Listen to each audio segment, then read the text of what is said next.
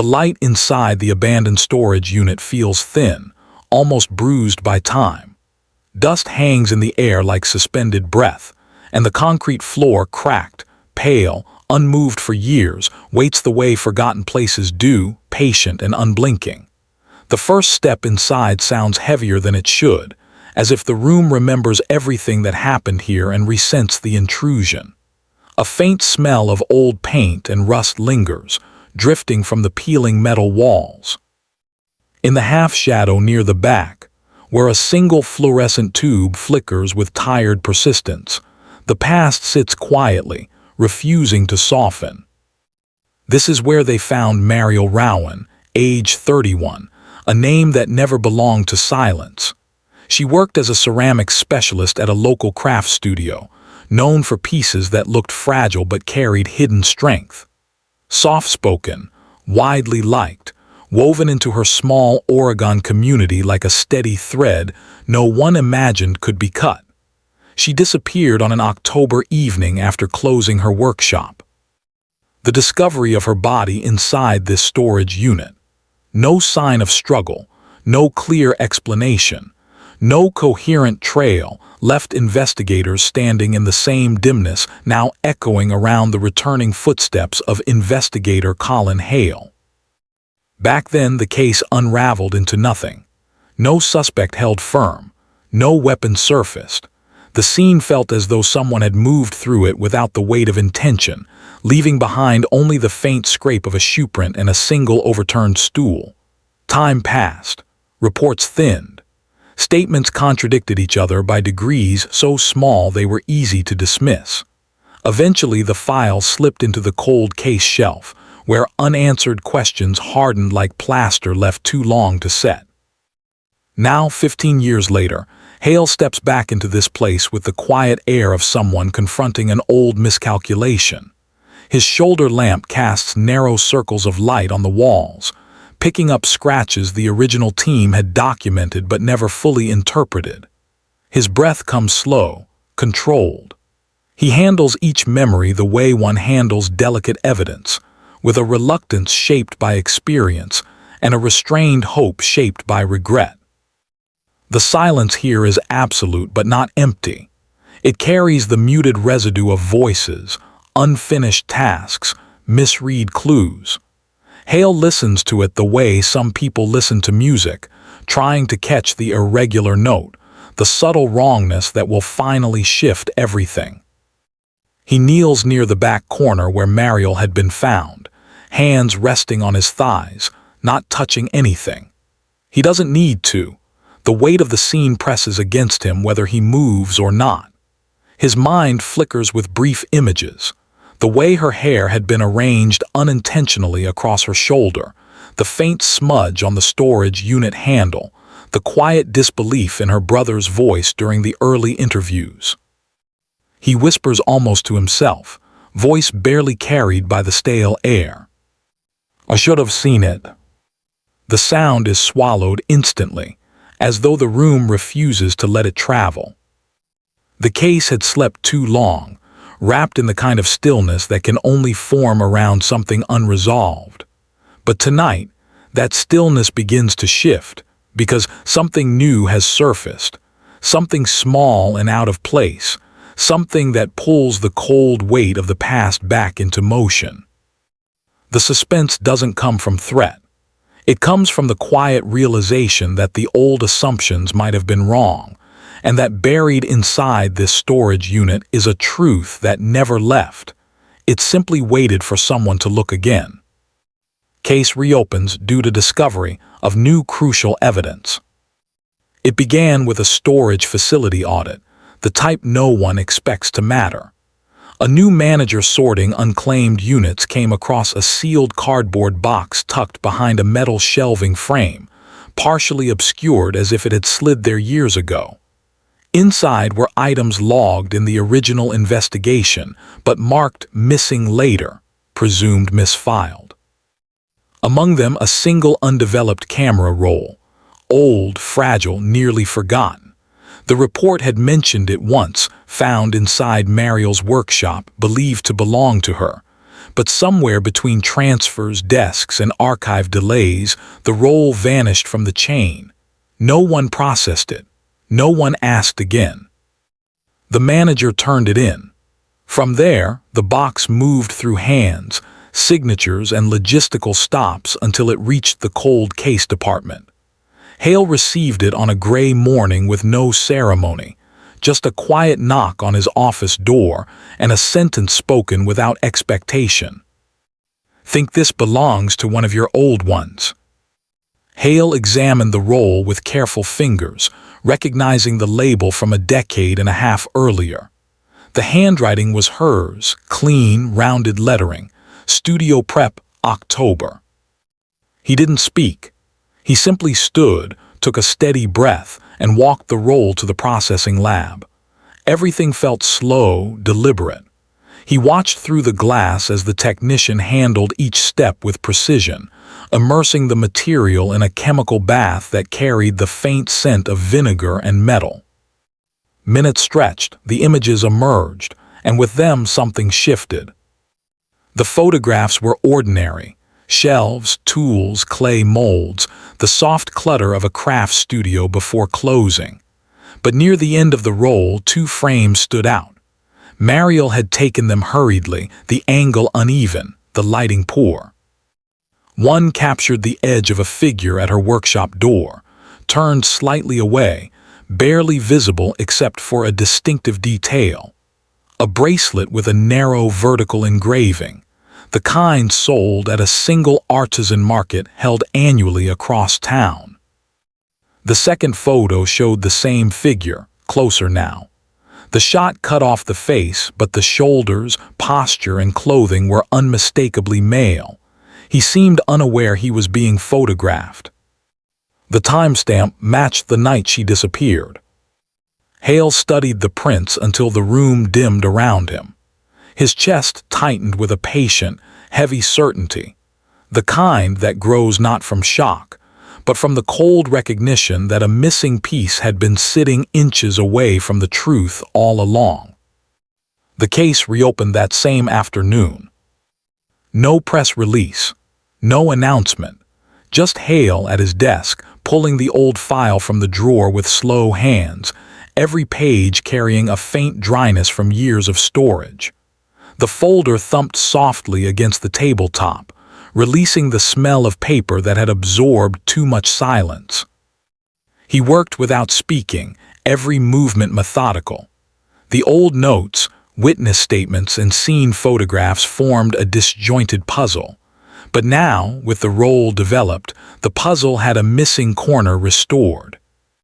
Hale marked the bracelet in the photos, magnifying it with a forensic lens.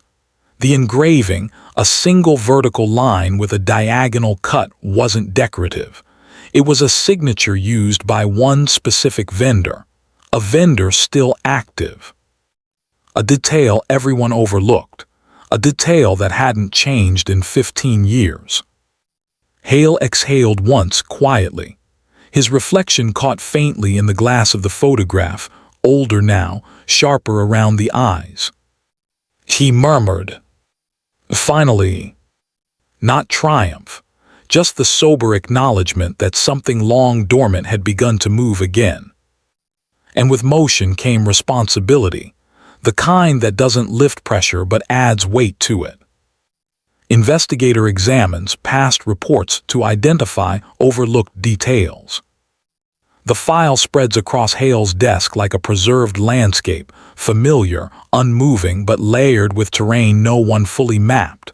First page, initial scene report. Second, time of discovery statement from the storage facility clerk.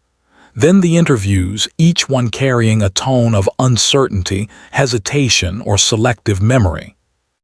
He begins at the beginning, following a ritual he developed over years. Read in silence, annotate only when the detail resists dismissal, avoid assumptions, let the evidence lead. The smell of old paper rises as he flips a page.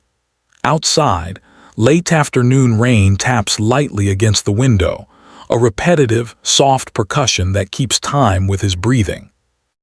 The original timeline had seemed secure. Mariel left her studio at 7:18 p.m., locked the door, and presumably walked to her car. She never made it home. The storage unit where she was found was 2 miles away. No camera footage captured her arrival. No tracks suggested she drove there willingly.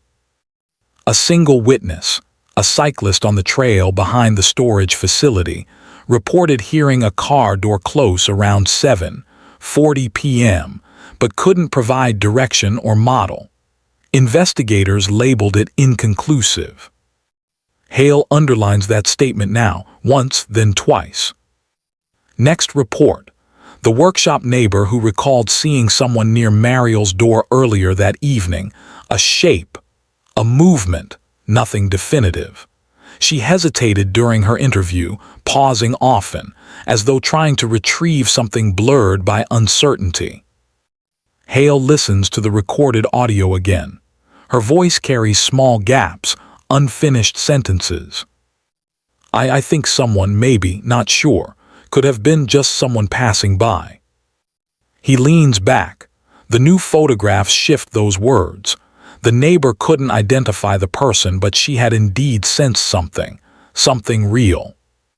He moves to the personal background section. Mariel's colleagues described her as focused, disciplined, private. She rarely spoke about personal issues. She assisted at local craft fairs, including the annual artisan market, the same market where that bracelet design originated. A connection not noted before. Hale writes it down, market vendor list, cross-check. He continues.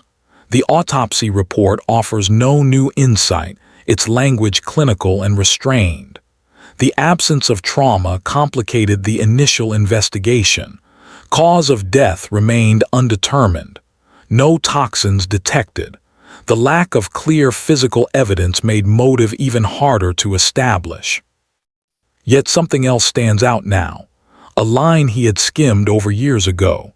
Trace amounts of ceramic dust adhered to clothing fibers. Ceramic dust wasn't unusual for Mariel, given her profession, but the location of the dust mattered. It was concentrated near the collar and upper back, as though someone had steadied her, guided her, or carried her after her clothing brushed against a surface in her studio. Hale circles the detail. Then he picks up the old photograph logs. Several pictures show the inside of Mariel's workshop, shelves, molds, unfinished pieces. One shelf holds a tall cylindrical vase with a distinctive vertical engraving pattern similar to the bracelet. A pattern she didn't design. Someone else brought that pattern into her space. His breath stills, not from shock but from the quiet realization that the old investigation missed the possibility of overlap, artistic signature, location, timing. He whispers, barely audible. I should have linked it. He turns to the suspect list. There were 3 names originally. A coworker who had left early that day, alibi firm. A delivery driver whose route placed him near the studio, cleared after verification. An acquaintance who occasionally visited her at markets, interviewed once, not pursued further. Hale studies the 3rd name. The report mentions the man wore handcrafted accessories from various vendors. No photo provided. No follow-up interview. The line ends abruptly, almost forgotten. He revisits the newly developed photos. The bracelet in Mariel's last roll is unmistakably artisan-made, matching designs from only one stall at the market. He checks the vendor registry. The stall owner had an assistant that year, someone who fit the posture and approximate build of the figure in the photo, someone who also matched the 3rd suspect's profile. The detail had been there, hidden in plain view, not dramatic, not convenient, simply overlooked. Hale closes the file slowly, palms pressed against the cover. The air feels heavier, not oppressive but resolved. The evidence is beginning to speak, not loudly, not all at once, but with a steady, logical murmur. The past is no longer silent. And the next steps will bring names, motives, and long-buried tensions into the open. The following morning arrives muted, coated in a thin mist that holds to the city like reluctant memory. Hale walks into the department with the developed photographs tucked carefully into a rigid folder. Every detail feels purposeful now. The slight weight of the paper, the cold metal of the door handle, the familiar hum of the overhead lights. The atmosphere is slow, steady, investigative. He lays the photographs at the center of a conference table, smoothing their edges with motionless hands. 3 names stand before him on the whiteboard, the original suspects, dormant for 15 years. Their lines and notes had faded, mentally and literally, but now each name carries a renewed urgency. 1. Evan Mercer, coworker. Mariel's colleague at the ceramic studio, described as punctual, meticulous, introverted. He left early on the evening of her disappearance due to what he called studio fatigue. His alibi, at home by 7:15 p.m., confirmed by a neighbor who heard his door close. Hale re-examines the original report for inconsistencies. The neighbor hadn't seen him, only heard the door. A sound in the quiet of early evening could belong to any unit. Hale notes re-interview neighbor, reassess timeline. 2. Glenn Hart, delivery driver. He delivered clay shipments to the studio weekly. The original investigation cleared him based on time stamps from his route log. Hale studies the photocopied page, the ink smudged slightly from storage. One entry stands out, a delivery completed earlier than scheduled on the day of Mariel's disappearance. He had never explained the discrepancy clearly, only saying traffic was lighter than usual. Hale underlines the statement methodical, what route, why early? 3. Aaron Selby, artisan market acquaintance. A presence in Mariel's life in subtle, infrequent ways. She purchased materials from the market where he assisted one vendor, though the reports listed no conflict, no clear tension. During his original interview, Aaron offered simple explanations. He barely knew her, he respected her work. He wasn't near her workshop that evening. No alibi corroborated his timeline, but he was dismissed due to lack of evidence. Now Hale places the newly developed photograph beside Aaron's file. The bracelet's distinctive vertical engraved line, a signature of the vendor Aaron worked for, anchors the image with chilling clarity. Logical, reasonable, unavoidable. Still, the case cannot hinge on one detail. Hale knows the difference between suggestion and proof, between probability and certainty. He proceeds with new interviews. Evan Mercer arrives first. Time has softened him. His voice is gentle, his posture slightly folded inward. Hale watches him carefully, not accusing, simply absorbing. The room is quiet except for the sound of a pencil rolling slowly on the table. You left early that night, Hale says. His voice carries no sharpness, only steady inquiry. Evan hesitates. Yes, wasn't feeling well.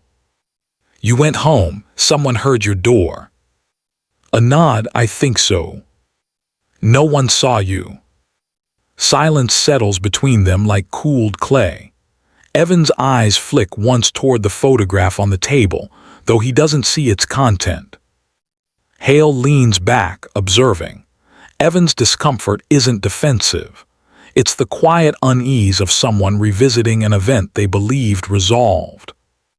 Glenn Hart arrives next, his presence louder, movements quick, breath slightly uneven. His delivery logs sit in Hale's folder, corners frayed. You arrived early at the studio that evening, Hale notes. Glenn shrugs, route was clear. But your next stop was delayed, gap of almost an hour. Another shrug, coffee break, long day.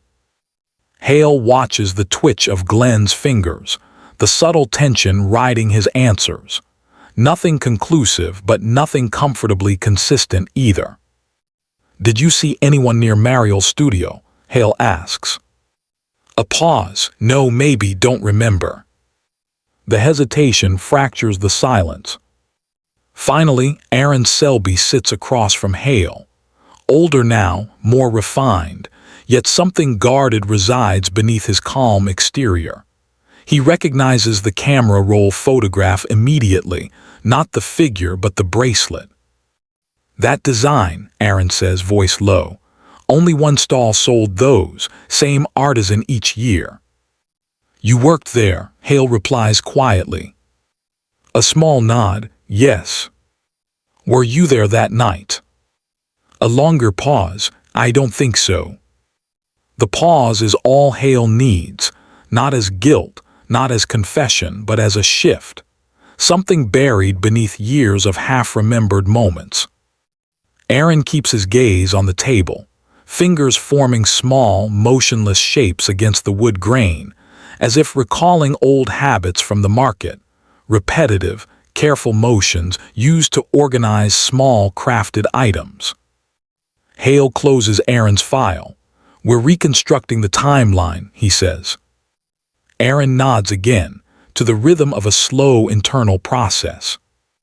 3 suspects, 3 incomplete stories, 3 variations of hesitation that feel different in tone but similar in weight. The investigation moves onward not through confrontation, but through the careful layering of overlooked details that begin to form a pattern. Clues emerge slowly, linking inconsistencies to emotional conflicts. Hale returns to Mariel's workshop, now preserved as an archival site. The studio feels untouched, suspended mid-motion, the faint scent of clay still lingering, shelves arranged precisely the way she used them. The windows hold a soft gray light, illuminating dust motes drifting in slow spirals. Hale moves through the space with practiced quiet, touching nothing, observing everything. He focuses on the tall, cylindrical vase with the vertical engraving, the one matching the bracelet design. He examines the ridges, the texture, the slight variance in line depth. This wasn't a piece Mariel crafted. Her style ran smoother, more fluid. This was another hand's work, placed intentionally or absent-mindedly in her creative environment. He notes, someone visited her studio before she vanished. Then he studies her workbench, a faint scuff beneath the stool, a slight shift in the alignment of her sculpting wire. Minor, almost meaningless details unless someone else had been here, uncertain, hurried, or conflicted. Hale revisits the last 2 photographs from her camera roll. The first shows the figure approaching. The second, closer. Her hand must have trembled. The framing suggests caution, maybe fear, or perhaps only surprise at seeing someone she didn't expect. He imagines her standing in the studio doorway that evening, camera in hand, capturing the moment not because she sensed danger, but because something felt off, unspoken tension, unresolved conversation, an emotional thread she wanted to remember or understand. He reviews the interviews again. Evan's soft-spoken anxiety, was it guilt or simply the burden of memory? Glenn's shifting alibi, careless lie or nervous confusion? Aaron's pause when asked if he had been near the studio, hesitation born of uncertainty or something deeper. Hale listens to the old audio from Aaron's original interview. There is a subtle tremor when he speaks about Mariel, not affection, something else. Respect mixed with conflict. Conflict. Hale searches the vendor records from the artisan market. The stall Aaron worked at that year sold collaborative pieces. The artisan engraved the initial lines, assistants sometimes added finishing touches. The bracelet design belonged primarily to the artisan, but the diagonal cut, Hale holds the magnified photo closer, was a known variation Aaron used when assisting. A small detail, logical, quiet, overlooked. He writes bracelet variation errands. The next clue emerges from the storage facility logs. A utility outage occurred 2 nights before Mariel disappeared. The lights flickered unpredictably. Reports mention a man checking the breaker panel behind the units. The description is vague but notes a bracelet matching the same vendor's style. This detail never tied into the case, not enough clarity, not enough certainty. But now it nudges the investigation subtly toward coherence. Another thread.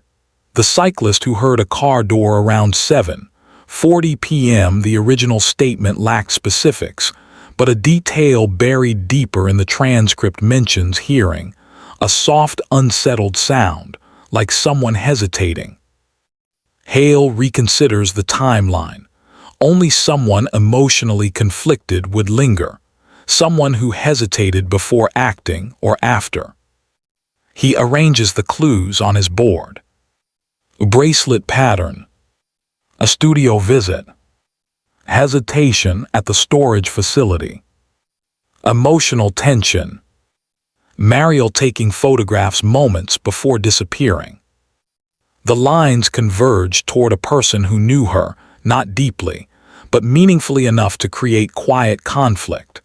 Someone whose presence in her studio would not be instantly alarming, but surprising enough for her to reach for her camera.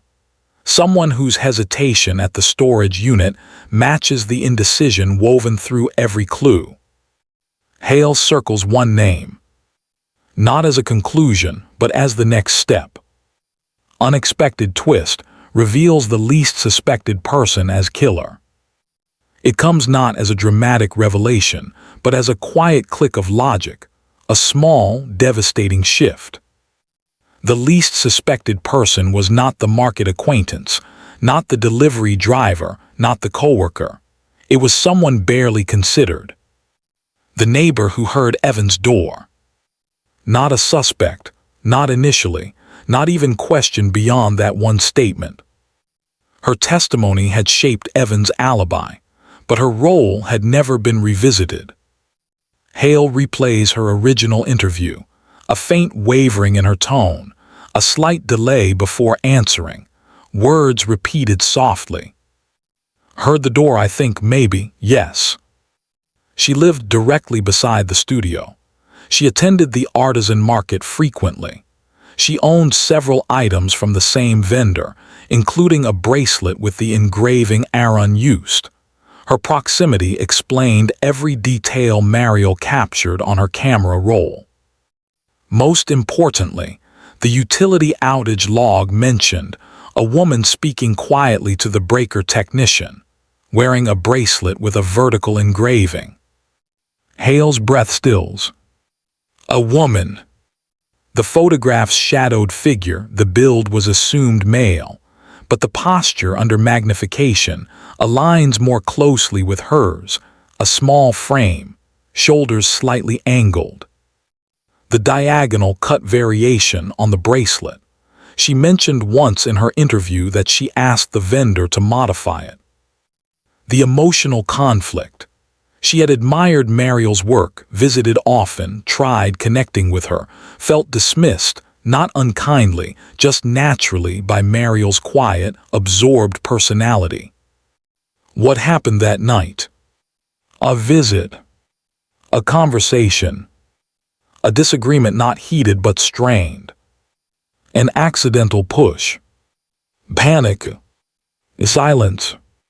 The ceramic dust on Mariel's collar, someone steadying her from behind. The car door sound, the neighbor hesitating, frozen by shock. The storage unit. She rented one 2 months prior. Her name appears on the old ledger unnoticed. Everything fits logically, quietly, devastatingly. Hale closes his eyes. No triumph. Only the slow exhale of someone recognizing the shape of a truth that had always been waiting in the margins. Hale stands in the narrow hallway outside the interview room, one hand resting lightly against the cold metal frame. The building's fluorescent lights hum with a steady, indifferent rhythm, their pale glow flattening the colors around him into muted shades of gray. He breathes slowly, almost carefully, like someone afraid the air itself might shift if he moves too quickly. The case is no longer cold, no longer suspended in the unreachable distance of a forgotten year. It is present now, immediate, shaped with a quiet precision that carries its own heaviness. Inside the room, Lena Marwood, the neighbor whose single uncertain statement once shaped an entire alibi, sits with her hands folded neatly in her lap. Her posture is calm, almost composed, but Hale sees the faint tremor in the way her fingers press against each other. Not fear of confrontation, not fear of consequence. Something deeper, the unsteady weight of truth finally catching up after years of unspoken memory.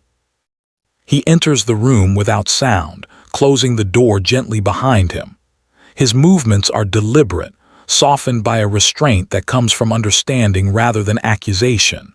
He sets a single photograph on the table, the camera roll image of the figure at Mariel's workshop door.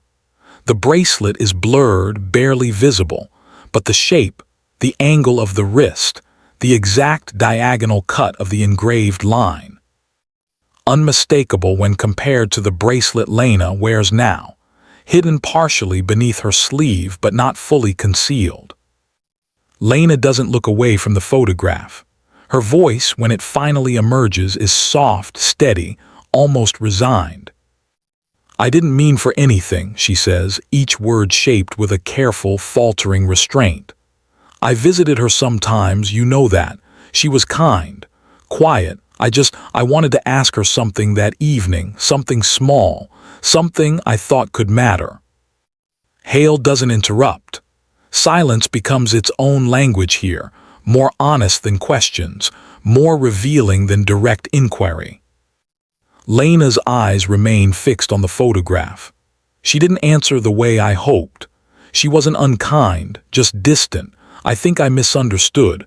I reached for her arm just to get her attention, I think. I don't remember clearly. She slipped on something, clay dust. It happened so fast. Her voice wavers, then steadies again, anchored not in self-defense, but in the clarity of memory finally spoken aloud. "I tried to help her up," she says. "There was dust on her clothes. I thought she was still conscious. She was. I panicked. I didn't know what to do." She folds her hands more tightly, knuckles paling under the pressure. "I should have called someone. I should have shouted for help. I should have." Her voice stops, clipped by emotion rather than reluctance. "But I didn't." The quiet fills the room like slow settling dust. Hale listens, not as an accuser but as the witness to a truth that had remained buried beneath layers of misunderstanding, hesitation, and quiet human fear. Lena describes the rest in fragmented pieces. The decision to move Mariel, the irrational hope that maybe the situation could be corrected somehow if she made it to the storage unit, the moment she realized she couldn't undo what happened, the silence she held onto afterwards, afraid that speaking would shatter the thin, fragile structure of her life. It is not a confession marked by anger or intent. It is the subdued release of someone who has lived too long beneath the weight of an unresolved moment, carrying a truth too heavy to articulate yet impossible to escape. When Lena finishes, she lowers her gaze to her hands again. "I never wanted to harm her," she whispers. "I just didn't know how to face what happened. I didn't know how to be honest with myself." Hale nods once slowly. He doesn't offer comfort. He doesn't offer judgment. His role is to witness, to document, to understand, to translate years of silence into a clear, coherent record. He gathers the file, closes the folder, and stands. Lena quietly accepts what is coming next. She doesn't resist. She doesn't plead. She simply rises and follows, the metallic echo of their footsteps threading down the hallway like a quiet, reluctant coda to a story long delayed. The evening drifts in with a subdued gray light that folds gently over the department windows. Hale returns to his office, the case file resting in front of him on the desk. The paper edges feel softer now, worn by time and the motion of hands searching for meaning. He opens the file one last time, scanning through the pages, early scene photos, old interview notes, evidence lists, the newly developed camera roll images. Everything aligns now, not in a dramatic collision of clues, but in a composed, logical arrangement. The twist is quiet, almost understated, the least suspected person, the one who supplied an alibi rather than was assigned one. The truth didn't arrive with fanfare, only with the slow, persistent clarity that comes from examining overlooked details with a steady, patient mind. He writes the final report with clinical precision. Events reconstructed, timeline redefined, inconsistencies resolved. No embellishment, no dramatic theory, just the evidence arranged in its proper order. Yet even as the case reaches its administrative conclusion, something within Hale remains unsettled. Not doubt, not regret, something more delicate and human, the strange, silent understanding that truth rarely presents itself on the surface. It hides in the folds of ordinary moments, in small hesitations, in details dismissed as too minor to matter. He leans back in his chair, eyes drifting briefly toward the window. The sky outside is a muted silver, the kind that makes the world feel suspended between quiet and movement. His reflection overlays the glass older, more lined around the eyes, carrying the weight of too many cases solved but not entirely resolved within the heart. Justice, he knows, is mechanical. It moves forward with clean edges and defined actions, evidence, statements, charges, closure. But human truth is different, softer around the margins, shaped not by intention alone but by fear, confusion, and moments that unfold too quickly for the mind to process with clarity. Mariel's story ends in documentation now. Her family will receive the answer they waited 15 years to understand. The community will release the breath it held for too long. The record will reflect the sequence of events with clinical precision. But Hale feels the subtle whisper of something more fragile lingering in the air. A quiet reminder that every solved case carries an echo that doesn't fully fade. He closes the file. The click of the folder's clasp is sharp, final, yet strangely hollow. He stands, switching off the light. The office dims into the lingering blue shadow of early nightfall. As he steps into the hallway, leaving the cold case room behind, he knows the truth. Some endings resolve, but they don't heal. Some answers illuminate facts but leave emotions untouched. Some justice restores order but cannot restore what was lost. And sometimes, the quiet realization that truth was there all along, hidden, small, underestimated, becomes its own kind of weight. He walks down the corridor, footsteps slow, precise. No triumph in his stride, no relief. Only the measured pace of a man who understands that beneath every completed investigation lies a deeper, softer echo, the part of truth that remains unseen, unspoken, and quietly human.